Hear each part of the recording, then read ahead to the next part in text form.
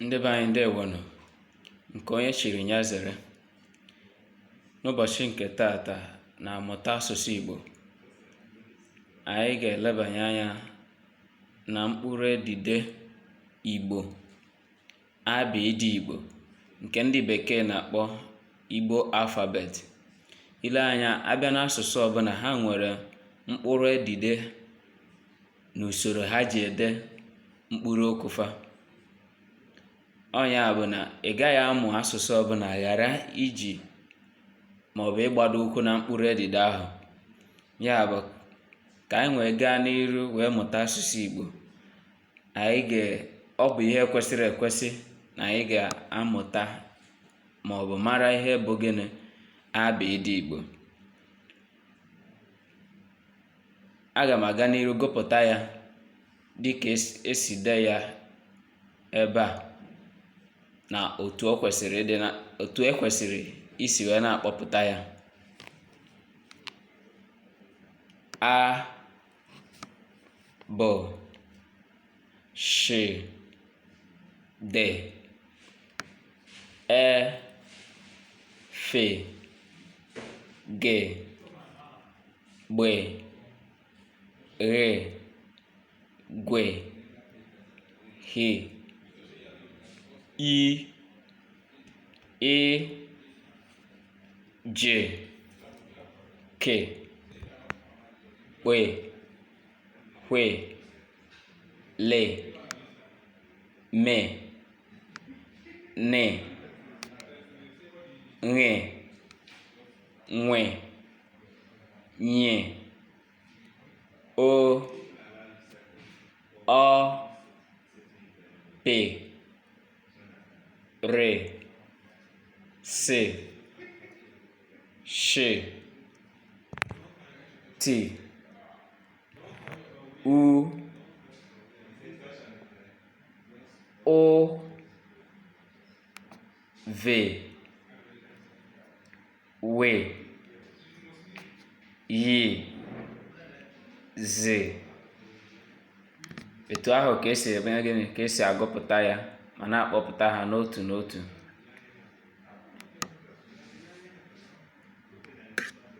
Mkpụrụ abịdị dị 28 n'ọnụ bekee, 36 in number.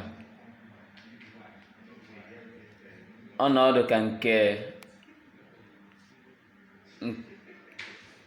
Igbo alphabet, ọnọdụ ka nke bekee dị 26. The English alphabet is 26 in number, mana mkpụrụ abịdị Igbo dị 36 in number,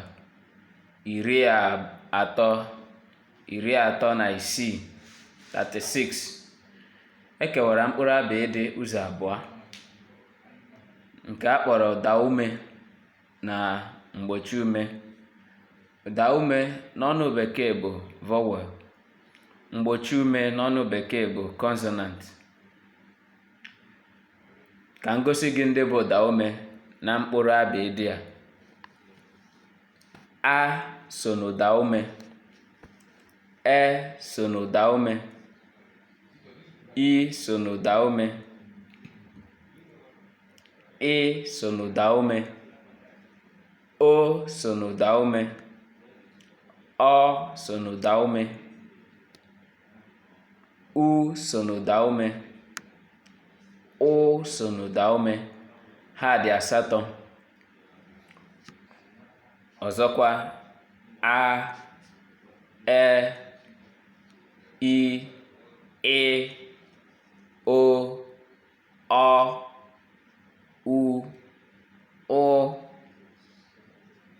8 ka ha dị. Ewepụzie ụdaume ndị a m rụtụrụ aka, ihe ndị ọzọ niile dị n'ime ebe ahụ, n'ime mkpụrụ abịdị, ma ewepụ ụdaume, bụ nke a kpọrọ gịnị? Mgbochi ume. Ha niile bụ mgbochi ume. Ha bụ bụ, shi, dị, fe, ge, gbe, ghe, gwe, he, ji, ke, kpe, hwe, le, me, ne, nge, nwe, nye, pe, re, se, she, te, ve, we, yi, zi. Ha bụ gịnị? Mgbochi ume. Mgbochi ume. Dịka m kwuru na mbụ, ụda ume dị 8.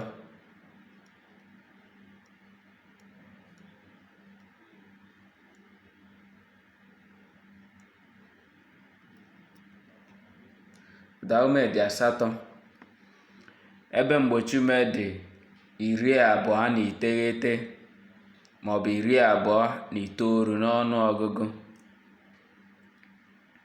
Abịakwanụ n'ụda ume, ekewara ya ụzọ abụọ: